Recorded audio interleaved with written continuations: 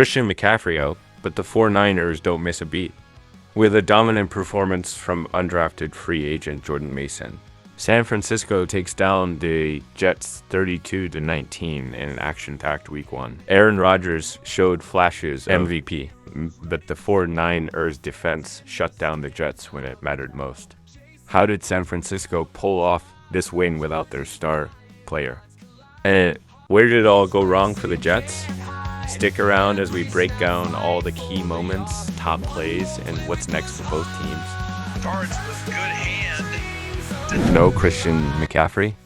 No problem for the San Francisco 49ers, who kicked off Week 1 with a victory, defeating the New York Jets 32-19 on Monday night.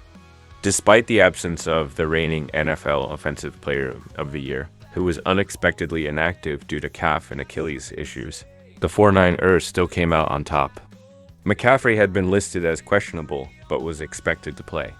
In his absence, undrafted free agent Jordan Mason stepped up, starting alongside Deebo Samuel, and both contributed significantly by scoring touchdowns in the team's win. Brock Purdy maintained his reliable form, connecting on 19 of 29 passes for 231 yards. However, the spotlight was on Aaron Rodgers leading into this game. It was on the same field last year that the four-time NFL MVP sustained a season-ending Achilles injury. This time, Rodgers stayed healthy and showed glimpses of his Hall of Fame skill, but the offense struggled with consistency. Rodgers finished the game completing 30 of 21 passes for 167 yards, along with a touchdown and an interception. With Christian McCaffrey sidelined, Jordan Mason stepped up impressively. The former undrafted free agent took the starting role and became a key part of the 49ers offense, rushing for 147 yards and scoring a touchdown. While Mason can't fully replicate McCaffrey's production, he more than proved capable.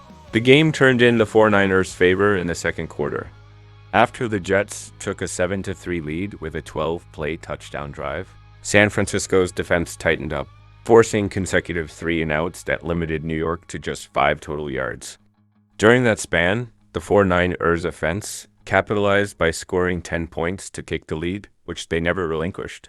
Following a third-quarter touchdown drive, the defense came through again by intercepting Aaron Rodgers, setting up another field goal drive. Speaking of the kicking game, Jake Moody was automatic in the win, connecting on all 6 of his field goal attempts, including 2 from 50-plus yards out. In all, he accounted for 20 of San Francisco's points. The offense was inconsistent in this loss. After starting with a 3-and-out and a fumble, they bounced back with an impressive 70-yard touchdown drive. During that series, Aaron Rodgers converted 3 third downs and looked sharp before Breece Hall punched in a touchdown. It briefly seemed like New York was on track for an upset.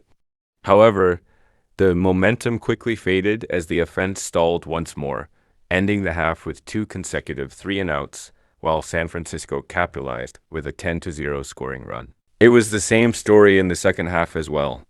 The Jets had an interception on their first possession of the third quarter, but then looked as dialed in as they had all night with another 70-yard touchdown drive. Rodgers specifically looked his best on that drive with 2 stellar throws to Allen Lazard, including a 36-yard touchdown on a free play. Again, there were moments for New York's offense, but it struggled to find consistency. That was evident in the fourth quarter, where the Jets failed to convert a 3rd-and-1 and 4th-and-1 on back-to-back plays.